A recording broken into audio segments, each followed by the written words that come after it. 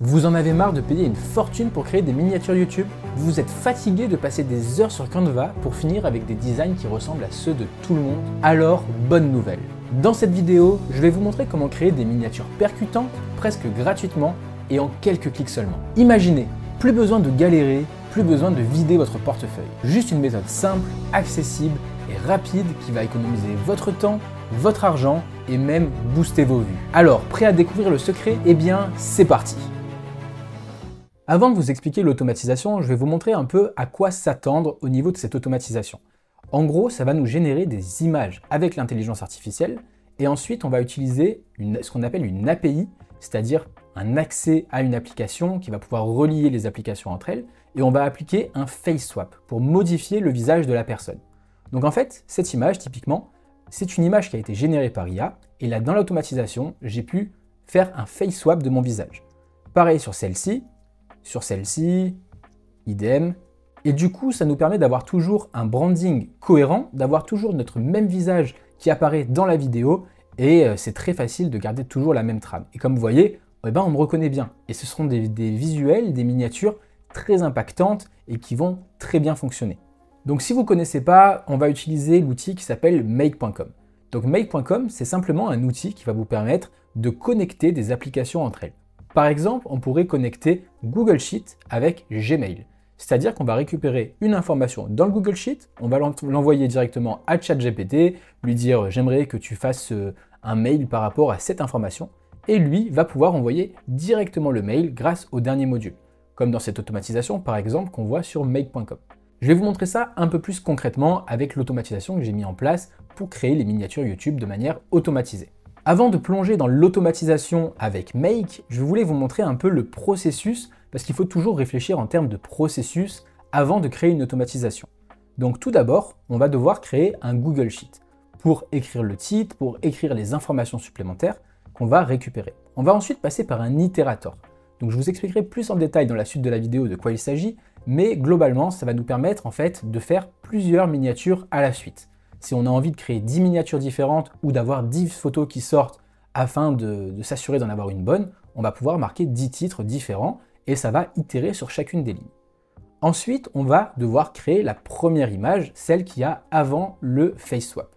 Donc on va faire ça avec Flux AI, donc Flux AI qui est un créateur d'images comme Midjourney et qui s'avère pas très cher, ça va nous coûter 4 centimes par image en utilisant l'API. Ensuite, on va utiliser un face swap. Donc le face swap, on va utiliser l'API de Rapid API, une API qui s'appelle face swap, je vais vous montrer également, et ça va nous permettre de transformer le visage. Et enfin, une fois qu'on a transformé le visage, on va pouvoir obtenir dans notre Google Sheet l'image modifiée, l'image finale qui va être notre miniature sur YouTube. On est donc sur mon Make. Donc l'outil Make se présente de cette manière avec plusieurs modules. Donc là, on a un Google Sheet, on a un itérator, on a ChatGPT, en fait c'est plutôt GPT-4 avec le module d'OpenAI en passant par l'API d'OpenAI. On a un module HTTP que je vais vous expliquer après, un second, et enfin on a un Google Sheet où on va stocker l'information. Ça peut paraître un petit peu complexe comme ça, mais en soi c'est assez facile. Donc en fait, on va commencer avec un Google Sheet. Qu'est-ce que ça veut dire? Ça veut dire qu'on va aller récupérer des informations dans des lignes. C'est pour ça qu'on utilise le module Search Raw. Qu'est-ce que c'est? Les informations, ça va être en fait dans ce module directement. Titre de vidéo, indications supplémentaires, URL, image, swap. Donc on va simplement commencer par rentrer un titre de vidéo. Pour l'exemple, je vais créer une miniature comme si j'avais fait un safari avec des éléphants. Donc ça va nous mettre en situation avec des éléphants. Ensuite, on peut lui indiquer des indications supplémentaires. Donc dans les indications supplémentaires, j'ai dit qu'il y avait des étoiles filantes. On va voir ce que ça donne. On va tester ensuite la génération, mais je vous montre simplement les deux premières étapes qui sont de remplir du coup le titre et les indications supplémentaires. C'est tout ce qu'il y a à faire dans ce Google Sheet. Ensuite, quand on regarde dans le Google Sheet, on lui demande d'aller chercher les informations donc dans les lignes avec le spreadsheet qui s'appelle miniature YouTube, donc c'est bien celui-ci, la feuille 1, donc on est bien sur la feuille 1, et ensuite on lui dit qu'on veut tout de A à CZ. Donc en fait on veut tout ce qu'on a dans le contenu. C'est-à-dire que par exemple il y aurait A2, A3, on peut remplir autant de lignes qu'on veut. Donc en fait il va récupérer directement les données. Ensuite, on va faire un itérator. Qu'est-ce que c'est qu'un itérator? On va itérer plusieurs fois. On va donc itérer sur le titre de la vidéo, comme on a pu voir, et ça veut dire que si là on mettait un deuxième titre, le même par exemple, il va y avoir deux opérations qui vont être effectuées. On pourrait marquer cette fois, il y a un grand soleil dans le ciel. Hop. Et on aura du coup une deuxième génération. Donc si vous avez bien compris, ça va itérer du coup deux fois sur le titre, donc sur le titre dans la case 1, puis dans la case 2. Ensuite, on va transmettre les informations qu'on a récupérées à OpenAI, donc à ChatGPT, en l'occurrence GPT-4o avec la dernière version. Et là, on va lui donner des indications, donc assistant et user. Donc dans assistant, on va en fait définir le rôle de GPT, de qu'est-ce que c'est son rôle, comment on le brief. Ici, tu es un générateur de prompts pour les miniatures de mes vidéos YouTube, tu es un expert YouTube, tu sais quel est le genre de vidéo virale sur YouTube, le prompt généré doit toujours être en rapport avec le titre de la vidéo. Donc là, en fait, on met le contexte. Ce contexte-là va être le même à chaque fois que GPT va travailler pour créer le prompt de la miniature. Ensuite, c'est ici qu'il va récupérer en tant que user les informations de la vidéo. Donc le prompt doit avoir un rapport avec le titre de la vidéo. Voici le titre de la vidéo. Donc là, ça va être par rapport à ce qu'on aura récupéré sur la ligne 1, donc c'est-à-dire ici. Après, je vous montrerai évidemment une démonstration en direct. Le protagoniste principal est un homme européen aux cheveux noirs mi-longs, bouclés, portant une casquette de baseball. Donc ça, c'est parce que j'ai envie d'avoir cette vision sur mes miniatures. Évidemment, c'est à vous d'ajuster en fonction de vous, de ce que vous voulez faire sur vos miniatures. Tu dois utiliser des tons bleu vif pour attirer l'attention de l'observateur. Donc là, c'est dans mon branding, j'ai envie de mettre du bleu. On ne marque jamais de phrase sur la miniature parce que généralement, les phrases en français ne sont pas très bonnes. En anglais, ça dépend. Voici également les indications très importantes pour le prompt. Et là, si vous avez bien compris, on récupère du coup l'indication qu'on a en colonne B. Donc ici. Donc ça va être les informations supplémentaires. Tu dois me générer le prompt en anglais, commençant par An European Man. Donc ça, c'est pour avoir toujours la même structure, qu'il comprenne bien ce que je lui demande. Donne-moi seulement le prompt et rien d'autre. Donc c'est tout ce qu'on a à faire avec ChatGPT, c'est vraiment, avec GPT, pardon, c'est vraiment de lui donner les informations pour que lui puisse créer la bonne miniature. Si tu souhaites pouvoir accéder toi aussi à l'automatisation et pouvoir l'importer, exporter directement sur ton outil Make, tu n'as qu'à rejoindre le groupe School qui est dans la description. Tu verras, il y a toutes les automatisations que je poste sur YouTube avec toutes les ressources en plus et bien plus encore sur le groupe. Donc je te dis à très vite sur le School. Désormais, on passe aux deux derniers modules qui vont peut-être vous sembler un peu plus compliqués, mais accrochez-vous, c'est pas si difficile. Donc on a le premier, et si vous avez bien suivi, on arrive sur la génération d'images avec Flux AI. Quand on veut ajouter un module sur Make, on peut faire add module et on a beaucoup de choses qui sont définies, comme OpenAI, comme Google Sheet, etc. Mais comme vous pouvez voir, Flux, ça n'existe pas. On n'a pas de Flux et on n'a pas non plus de Rapid API. Donc on va aller devoir chercher nous-mêmes les API. Donc comment ça se passe? On va commencer du coup avec le premier module qui est Flux. Donc pour Flux, c'est très facile. Vous allez créer un compte sur Replicate. Replicate, c'est un site qui s'appelle replicate.com et vous avez simplement besoin de créer un compte. C'est gratuit pour créer le compte. Ensuite, quand vous êtes sur votre compte, il va falloir en fait mettre votre numéro de carte bleue ça va vous permettre en fait d'être débité à chaque fois que vous faites une opération. Comme vous pouvez voir ici, j'ai fait pas mal d'opérations. Ça me coûte 4 centimes la génération d'images à chaque fois. Donc ça veut dire que si je veux générer 30 images, ça va me coûter 1,20$. C'est à peu près ce que j'ai fait ici. Donc c'est-à-dire que c'est quand même pas grand-chose. On va ensuite se rendre dans Pricing. Dans Pricing, vous pouvez descendre et aller chercher Black Forest Labs. Et nous, celui qui nous intéresse, c'est le flux 1.1-pro. Donc on va cliquer dessus. Et comme vous allez voir, on va se retrouver en fait sur flux 1.1 directement et on pourrait générer des images à partir d'ici. Sauf que nous, comme vous avez compris, on veut le faire directement avec de l'automatisation. On va devoir donc récupérer l'URL qu'on appelle l'URL de endpoint, c'est-à-dire l'URL qui va nous permettre d'activer à distance flux et donc de pouvoir générer notre image. Comment on la trouve? On se rend ici dans HTTP et c'est l'URL que vous allez voir juste ici. Ensuite, on aura besoin de tout ce qui est marqué là-dedans, mais vous allez le retrouver directement dans mon Make et je vais vous expliquer pourquoi on fait ça dans Make. Revenons à notre module HTTP.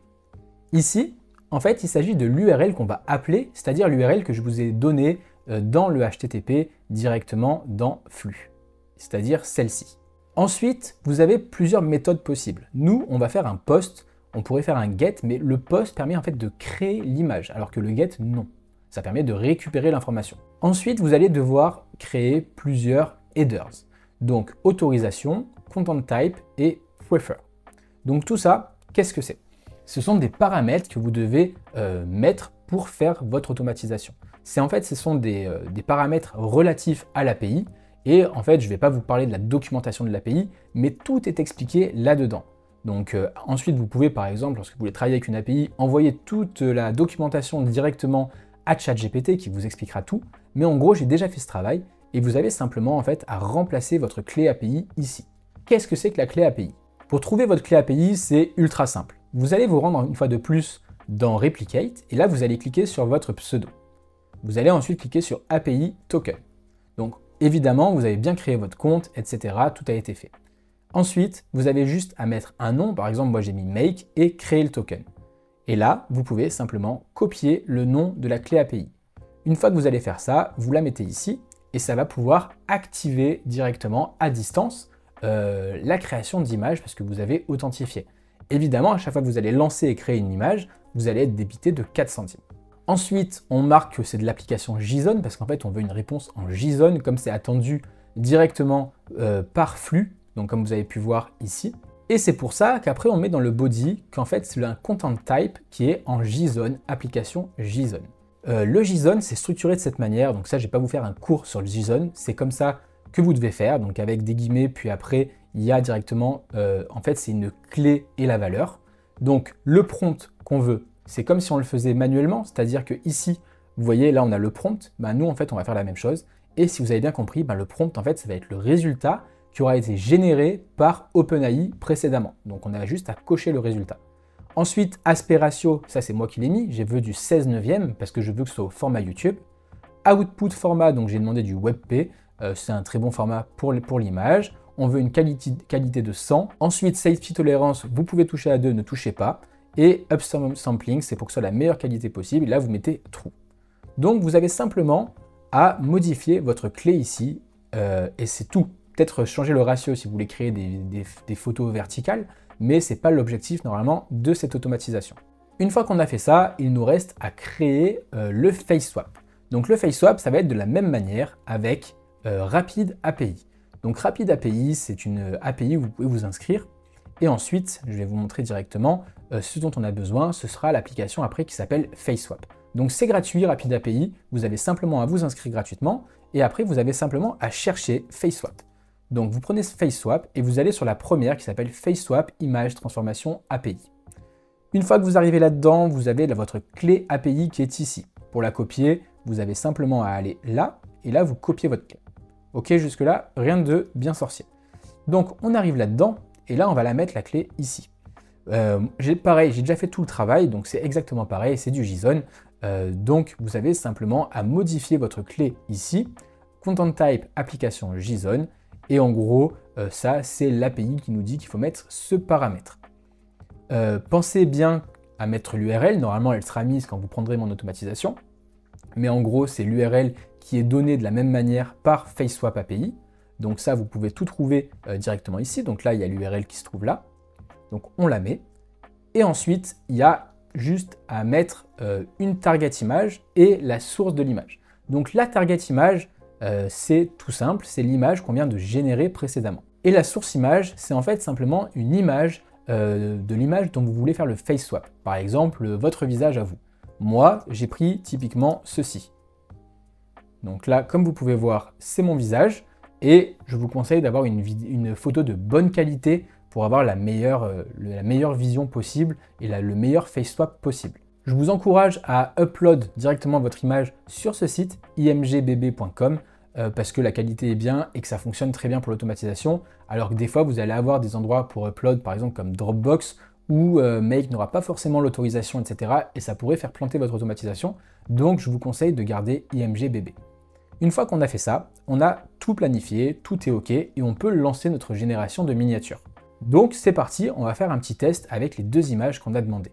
Si vous avez bien compris, une fois qu'on va lancer l'image, l'URL du swap va apparaître ici.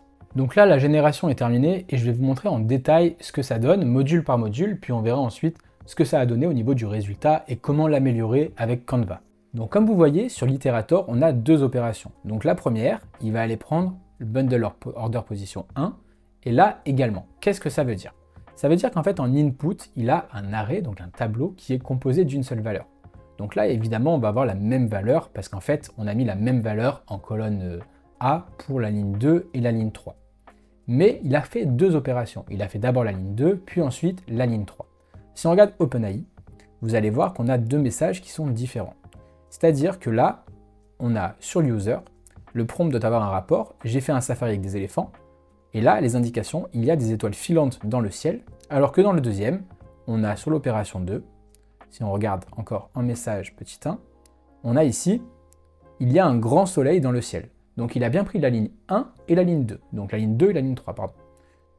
Ensuite, il a créé des images, et si on regarde ici ce que ça a donné, au final, il y a la data, et là on voit bien qu'il y a l'image.